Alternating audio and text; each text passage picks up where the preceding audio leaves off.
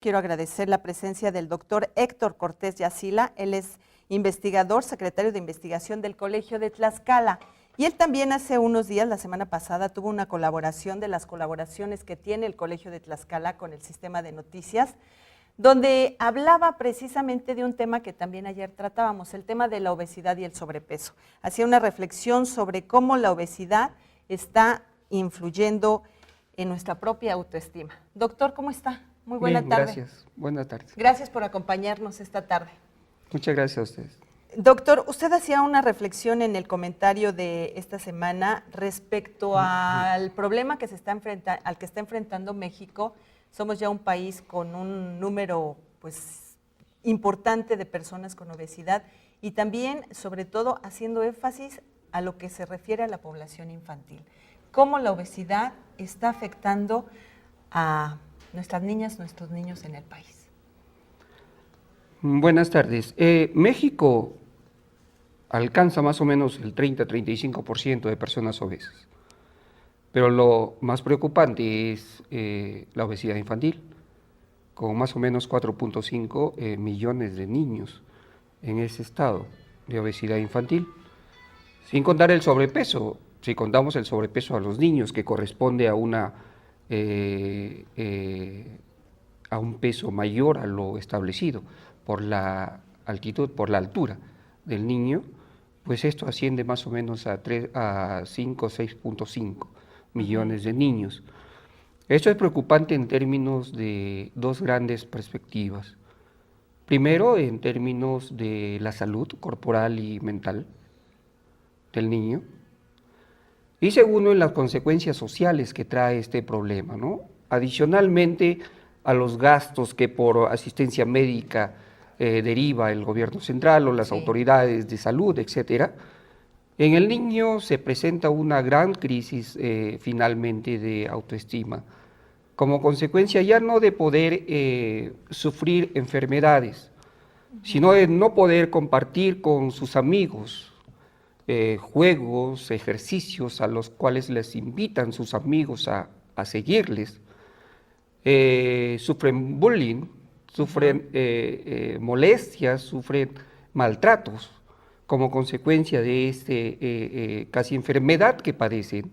La obesidad es una enfermedad ya, se considera así como tal, y finalmente se llega a una crisis de autoestima, crisis de valores en el niño, con lo cual se asiste a una mayor problemática en el niño, que se aísla, que se separa de sus amigos, que no se socializa fácilmente, que se retrae muy fácilmente, y con las consecuencias sociales y también en el hogar que esto origina. Y por supuesto toda esta situación en un futuro traerá problemas.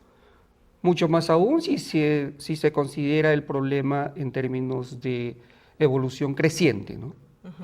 Aumenta esto, aumentan los gastos, aumentan las preocupaciones de los padres, y aquí la escuela tiene que jugar un papel preponderante. No solamente el hogar, porque el hogar y la escuela son dos ambientes, son dos localizaciones donde el niño pasa la mayor parte de su tiempo. Pero la escuela posee una responsabilidad en este contexto mucho mayor que el hogar.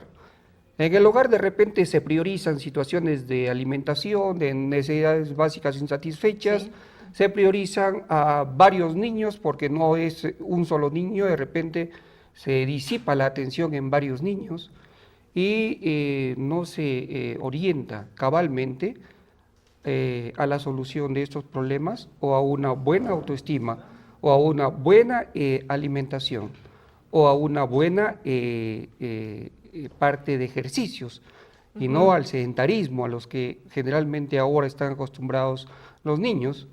Y tampoco se recomienda medidas contra el sobrepeso o la sobrealimentación en que incurren los niños. Pero la escuela tiene un papel relevante ante esto.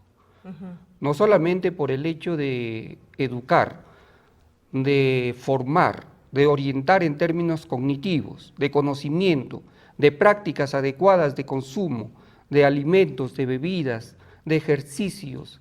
Es decir, también tiene una gran responsabilidad en el sentido de orientar al niño en términos valorativos, en términos de incrementarle la capacidad de poder decidir el niño, sí, de poder empoderarse, de poder ejercitar un control en términos de tomar decisiones respecto a qué es lo que le conviene alimentarse, cómo alimentarse, qué beber, cuándo ejercitarse, dónde ejercitarse, sí, qué es lo que puede empoderar al niño, y eso tiene muchísimo que ver la escuela en términos de valoración del niño. Conocimiento, es una forma de que ellos mismos se autoconozcan, que ellos mismos puedan tomar decisiones y saber lo que pueden hacer a partir de las situaciones que se les presenten. ¿Tenemos ese reto, doctor? Ese es un reto grande que todavía no se pondera a cabalidad, ni en la ponderación ni en la debida forma en que debe de ponderarse. A los niños se les recrimina, se les trata mal, se les dice que son burros, que no aprenden, que están fuera del contexto tradicional a los que están adecuados. Los maestros tradicionales también están imbuidos en un hábito, un patrón de consumo sintético, de consumo virtual, de computadoras, de tablets, etcétera, etcétera, pero no comprendemos que es su vida, que es otra época, que es una alternativa, y empezamos a confrontar al niño consigo mismo en vez de valorarlo, de comprenderlo, de estimularlo, de darle posibilidades o alternativas de elección en términos de empoderamiento. El mismo conocimiento que se le imparte en las escuelas. Sí. La misma geografía, la historia, las humanidades, etcétera, conocimientos tradicionales que se imparten en la escuela al niño son optimizados a través del empoderamiento que pueda darle la escuela al niño, presentándole alternativas de reconocimiento de sus capacidades. Muy bien. Decirle que puede, decirle que debe, decirle que él es responsable, decirle que él conoce, que es hábil, que es amoroso. Eso es importante. ¿Qué es importante, no? Que es una persona que puede tomar decisiones y sobre todo hacerlos conscientes de lo que es la importancia de la salud y el que tiene capacidad de tomar decisiones, que él puede hacerlo. Es puede algo que incluso en la casa tenemos que hacer. En la casa, pero como le decía anteriormente, en el hogar generalmente se dispersan muchos esfuerzos de los padres, hermanos, claro, y no se orienta exclusivamente el esfuerzo a rescatar esta valoración en el niño, para que a partir de esa valoración responda en el medio y tenga una vida sana. Muy bien.